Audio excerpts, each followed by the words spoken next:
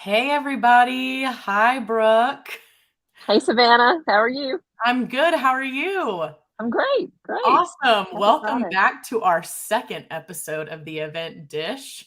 This is going to be our conversation talking about some event mishaps and mistakes. We hope you are hungry today because we are serving a full, juicy platter of information for you guys. So, this is a good one today. I'm excited. I know, Brooke, you had a call recently, and you called me immediately after to tell me all about it. I was hoping you could kind of just tell us a little bit about it. Tell us what was interesting about that call that you had. Sure, absolutely. It is fun to dish on events. And I hope this helps everybody. It's not meant to be Yes. malicious. It's really meant to help. Yes. Mhm. Had a call and it was for a group that wants to do a small event, just a few hundred people, and they wanted to do a raffle and do an auction and do fundraising and tickets. And I listened to all the things they were doing and thought, that's a lot of stuff. Mhm. And so and what they were running into too is that the software to run all that is going to be very expensive. And they were frustrated. And the answer was, well, you're trying to do too much. These are gimmicks like raffles and like pick one, pick none, just focus on the fundraising, like just get the right people in the room. But they were new to fundraising and new to this style, and they were headed right down the raffle auction road without really understanding what makes an event work. And so hopefully talked them out of that. I think maybe talked them out of the auction raffle Yeah. situation. But yeah, so and we might dish it a little more on auctions. I'm Yeah. generally going to say no on auctions anyway. I think Yeah. everybody knows that, right? Yeah. It's just, I think that's a known thing for Swell. When someone comes to Yeah, us and calls us, that's the first thing we're like, nope, sorry. And they're not the only ones. I mean, and we still even have clients that like to have yeah, auctions also. So it's not rare to hear about them. But I'm no, curious if you want to talk a little bit about what you don't like about them. Like sure. why is this something people are fascinated with? And like what's wrong with them? What's not the Yeah, good thing to have about them? I don't really know why. I would like to know how the auction fundraising event marriage occurred, like where this happened. But and I don't know. I don't know why auctions and nonprofit fundraising events have become so one and the same. There are a lot of reasons I don't like them. There's a big reason. The big strategic reason is it's not fundraising. It's Right. sales. It's retail. And when somebody gives to you through an auction, they're not actually giving to you. The IRS doesn't even think it's a tax deduction. So donor retention is really low. It kills your donor retention. And people who give through an auction don't really consider themselves donors. So and the event is a lot of work.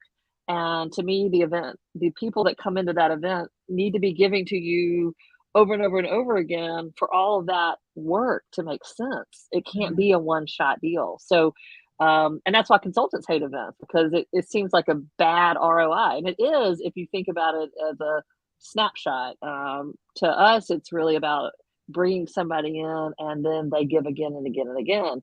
So it's their first touch. So that's one reason I don't like them strategically is that they really are bad for donor retention. They're a lot of work. Um, but it's also retail. And then on the micro level, they're bad. Like we click in all the time to auctions that just look terrible. And I'm going to show you one. I don't mean to throw anybody under the bus. We could literally show 50 of these probably. And and here it is. Like this is a an event that is for a high net worth crowd. The tickets are $250 to $500 each. It's a wonderful event, right? But this is their auction, and it is everything from there's a high dollar trip at the top, but like a sequin shirt. It has taken on a garage sale feel. There's nothing about this that's strategic for the brand. It's not strategic from a retail sales perspective. And so, like, if you're going to do an auction, curate the items, make it make sense. And so that's what I don't like about it is that it's retail, and we don't apply any retail logic to it. There isn't a retail store on the planet that would have a web page that looked like this. Right. And Savannah, I showed you this earlier, and what tell our audience what you said about it when I showed you this. Yeah. No, it literally reminds me of when I jump onto Facebook and someone I know is trying to do a closet clean out, and they've posted photos of all of the clothes, the size, and the price, and that's what it looks like to me. Yeah. It's not mission centric at all. Yeah. I mean, Mm-mm. and I don't know if I've ever heard a guest or a friend that has ever told me or called me and said, we have got to go to this nonprofit's event because their auction is amazing. Like, that is why Right. we're going to this event. No one says Right. that. They're saying, No. hey, we're going because so and so invited me. We're going because I have a personal connection to this organization. Never have I ever heard anybody Yeah. just talk on and on and on about the auction. The only time that happens, there are exceptions, but there are only, and that's because there are those nonprofits that have curated their auction. And Mhm. so like there are some like wine, like for wine connoisseurs and a really, really very well curated wine auction, you will have buyers. Again, that is a very retail mindset. And there are events that absolutely nail it. And it's Mhm. wonderful, and so this is really not about those. This is Yeah. really about everyone else who, Mhm. and the hard part of that is you have volunteers who just bring you stuff. What do you do with the stuff that the volunteers bring you? And you feel like you got to put it in your auction. Yeah. And it just goes back to setting the goals of the auction if you do them at all. And so, and a lot of times the things that really clutter up an auction are the lower dollar things that really aren't making you money anyway. They're probably hurting you more than they're helping you. And so, Mhm. like I said, so if you insist on an auction, which we would love to talk you out of an auction, um, at least put on your retail hat and realize I am not fundraising. I am selling products. Right. And they need to be displayed that way. They need to be put together in a way that's very appealing and and strategically targeted to an audience. We one time had a client who called and a donor had donated some really special art items to that. But they were kind of expensive to the community of people who follow that art. And Mhm. what I said to that client was, this is awesome, but the people that come to your gala are not the buyers of this. You don't, those two Right. audiences don't match up. Mhm. And when we talked about it, it was like an aha moment. It was like, oh yeah, it's like you need another place to push those items Yeah. to an audience of buyers nationally that follow and love this art because that's going to obtain the highest value.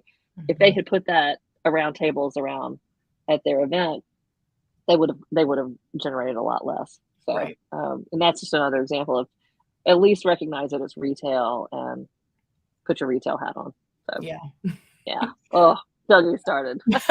Or Well, just and you don't just do them. gave some Or great just tips. don't. Or just don't do the auctions. Well, and hey, I think that we talk a lot about the do's and don'ts. So we just hit the don't. And because we're here to help you guys, Yes. Brooke already hit on, what to do if you're going to have the auction. But do you want to talk a little bit about what they can do if they're not going to do the auction? What do they replace it with to still be successful, still have your guests enjoy your event? Yes, totally. Yeah, because sometimes people think like, well, what do my guests do at an event if they don't bid on auction items? Which really people love to talk to each. First of all, throw a great party where people love to talk to each other or having a good time. We've seen so many creative things at events that Mhm. include art installations where you can showcase some local artists that become sort of Instagram worthy posts. Mhm. We see a lot with photography, photo booths, but like better, not the photo booths of old. Like there's some No. neat things with video production and all that are very entertaining for guests. Um, we were just talking about there's a great company actually in Birmingham here where called Mixed Trust where they will where they will help you curate conversations amongst your guests. So do something that creates value for everybody that comes to your event. Mhm. Something where they leave and they're like, "Wow, that was really fun," or "I really learned something." Another event we worked on years ago, we actually activated the sponsors, and a lot of the sponsors for this particular event do really interesting things with technology and science. And so we invited those sponsors to actually sort of it's not a booth in the sort of expo sense, but to set up a space in the event where guests could come and see what they do. And so like this was when robotic surgery was coming around and and they had the robot there doing surgery on a grave. It was really great. There was an electric vehicle from the power company there, and again, that's not new today, but that was a decade ago. So, and so a lot of people got their pictures, with this electric car, and so it was a great way to activate sponsors, and connect sponsors to our audience, and then everybody felt like they learned something, Yeah. that they And when wouldn't they have learned left, otherwise. they were talking about it. And then in Yeah, the future, when it comes around for the year after, they're gonna say, "Do you remember that robot doing surgery on a grape? I wonder what they're doing this year. We have to go see." right. Yeah, Yeah, yeah. They're not gonna say, "Oh, do you remember that pair of shorts I bought at the auction?" that sparkly I've sweater. got to go back and get that, right. So, yeah, it, just, and fundamentally, auctions take up Mhm. so much staff time, and if there's a way to pare back the auction, curate the auction, and save yourself some time, Mhm. even if it's just so you can go home at a decent time and sleep, Yeah. um, you know, that is valuable, and we really want to create that value for our clients because you need that space back in your schedule to do either to redeploy it and so, like I love to think about like I could either spend an hour working on these auction items that I have, or I could go call a board member and say, there's a person here in the community that I'd love to come to this event. And like to get that high net worth individual or whoever it is that you want to cultivate, make the ask and try to get that person in your space so that you can cultivate them for an ask that night, but also for a future ask. Like, Yeah, which one of those is time better spent? And exactly. usually it's the bringing the person to the event than Mhm. the 10 auction items that you're organizing. Yeah, So, yeah, absolutely. yeah. Absolutely. So, Savannah, what's your highlight of the week? Yeah, well, we're gonna do a little spoiler here for our next week's event Oh dish. yeah, But we brought on a new client this week, and their event concept was just fabulous. They yeah. are doing a gingerbread making contest in December for their event. So Hmm. super cute, super fun. It's just another way to do something different at your event. It's always nice when we see either a current client or a new client come in with an event concept that we really haven't seen before. So Yeah. super great event, definitely highlight of the week. And something that we're going to talk about next week is event concepts, which we could do all day long. We love So you talking about guys event concepts. have to jump on and watch that Yeah. with us. No, I can't wait to dish with you on event concepts, like what we love, what we don't love, and Yeah, absolutely. yeah, and the mistakes people make copying. Yes. You Yes. can't Oh just my copy an goodness. event and think it doesn't work for everybody, and there's Right. a reason why. Hmm. So yeah, can't Brooke, wait do to you talk have a about that. highlight for us? Oh yeah, absolutely. Mine's a little different in that we this is fundraising season. It's like Hmm. post Labor Day is like Yep. everybody comes back from Labor Day ready to fundraise. So there are a lot of really really great online campaigns launching this week. I got to meet with a group of coaches from a college doing an athletic department campaign. One that we've worked on for years now. So it was really great to be back in person because we haven't seen them in person in a couple Yeah. years. So that was really great. And working on, energizing that one a bit. Another one this afternoon that's a new client that we're launching something for them in December, and a lot of creativity there. So some really creative online campaigns that are launching this fall. So this Awesome. this was the week for online campaigns here as well. Yay. I'm so excited to see all their success. Me too. Me too. Yeah, those are great. Those are great. So, well, this is fun. I can't wait for Thanks, next Brooke. week. Thanks, everybody. I hope you enjoyed your plateful of auction. Have a good rest of your Friday, and we'll see you guys next week. Bye. Bye.